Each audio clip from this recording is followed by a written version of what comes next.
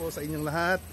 Ito po ang inyo pong magsasakang pastor, Pastor Dan Asarcon. Ano po, makakasama nyo na naman po sa panibagong video dito po sa Blessed Hillside Integrated Farm o tinatawag din po na Pinagpalang Kabukiran. Monitoring po tayo ngayon. Siguraduhin na malinis ang farm, siguraduhin po na walang insekto na pumapatay sa mga ating pong mga alaga. Siguraduhin po na walang diseases, at saka siguraduhin po na makikita natin yung mga pangangailangan ng ating mga alaga po na saging. Yan po mga hillside, medyo maulan pa rin sa panahon ngayon, no?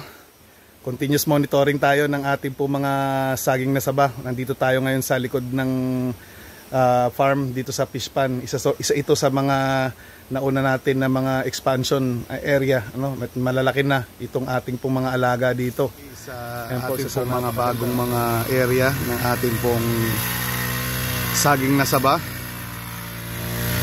Ito pong mga saging na saba natin na ito ay 2 buwan na po, Ang ginamit natin na pangtanim dito ay mga subwal, hindi po mga seedling kundi subwal itong mga ito. Pero makikita nyo maganda rin ang naging resulta, at sa araw na to mula kahapon hanggang ngayon ang ginagawa namin ay naglilinis kami, nagagrass cut kami,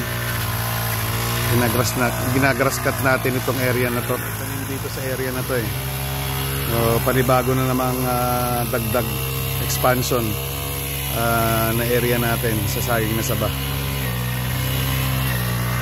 Magaganda na yung tayo nila, ganda ng kanilang tubo. Doon naman sa taas ng linya ng latundan doon, hindi pa rin natin tinalis yung latundan, naglagay pa rin tayo ng latundan pang gamit sa bahay.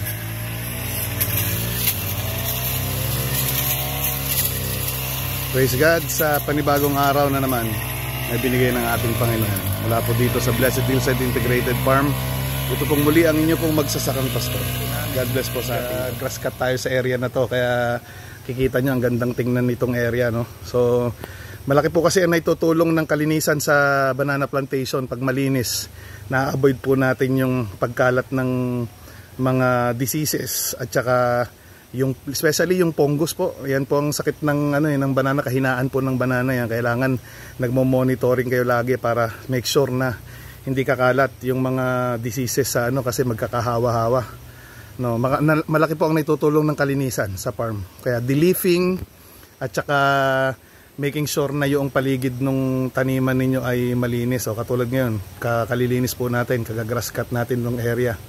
So makakatulong yan. Yung mga pinagtabasan ng dabo, ilagay nyo lang doon sa malapit po doon sa puno ng saging nyo. Mako-compost din yan pag nabulok. Dagdag abono din yan. Yan po. Ang ganda dito sa area natin ngayon. Marami rin tayong nakikita ng mga mga subwal para sa expansion natin. Remember po, yan ang lagi ko sinasabi. Binabantayan po natin at lagi natin kinukuha yung mga subwal habang hindi pa to namumunga para ma-expand pa natin yung farm natin sa iba-ibang area na hindi pa natataniman. So target natin this year, itong taon na to bago lumipas ang taon, 1,200 na puno. Para next year, pwede nating expand yung farm natin. Yung 1 hektarya pwedeng manganak ng 3 hanggang 4 na hektarya. Sa pamamagitan pa lang po yun ng subwal at saka yung ating ginagawa ng macro propagation. Yan, para tuloy-tuloy po, kasi mahalaga po na ma-meet natin yung ating target para makapag-expand din tayo ng ating pong piggery operation, kasi kailangan natin yung mga puno ng saging natin para sa ating piggery operation. Ginagamit kasi natin yan sa ating paggawa ng alternatibong pagkain ng ating pong mga alagang baboy. Yan ang dahilan, yan ang sikreto kung bakit malalakas ang resistensya ng ating pong mga alagang baboy. So minsan pa po, magandang araw po sa inyong lahat. Ito po ang inyo pong magsasakang pastor, Pastor Dan Asarcon.